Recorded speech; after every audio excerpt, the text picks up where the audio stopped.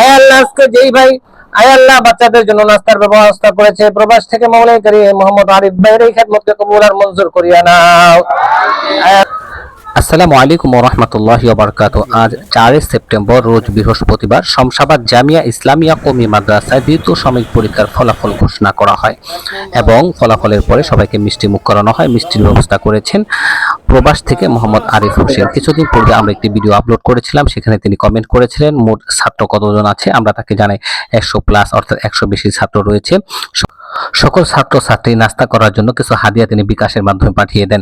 আজকে দ্বিতীয় সময় পরীক্ষা ফলাফল প্রকাশের পর আসলে মিষ্টি খাওয়া আসলে খুবই একটা আনন্দের বিষয়। বাচ্চারা এটা খুবই আনন্দিত হয়েছে, কারণ তিনি যদি আজকে হাদিয়াটা না দিতেন তাহলে কিন্তু আমরা সকলকে মিষ্টি খাওয়াতে পারতাম না।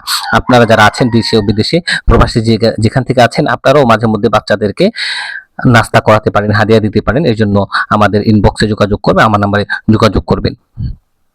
দোয়া করে আল্লাহ তাআলা আরিফ ভাইয়ের এই খেদমতকে কবুল করেন, সমস্ত প্রবাসী ভাইদের কবুল করেন। আয় আল্লাহ আজকে যেই ভাই আয় আল্লাহ বাচ্চাদের জন্য নাস্তার ব্যবস্থা করেছে প্রবাস থেকে মাওলাই করিম মোহাম্মদ আরিফ ভাইয়ের এই খেদমতকে কবুল আর মঞ্জুর করিয়া নাও।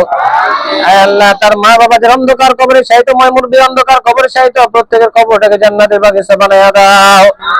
আয় আল্লাহ তার রিজিক রোজগারের মধ্যে বরকত দান করিয়া দাও। আয় আল্লাহ প্রতি বছর যেন এইভাবে আরিফ ভাই বাচ্চাদেরকে মেহমানদারি করতে পারে সেই তৌফিক দান করিয়া দাও।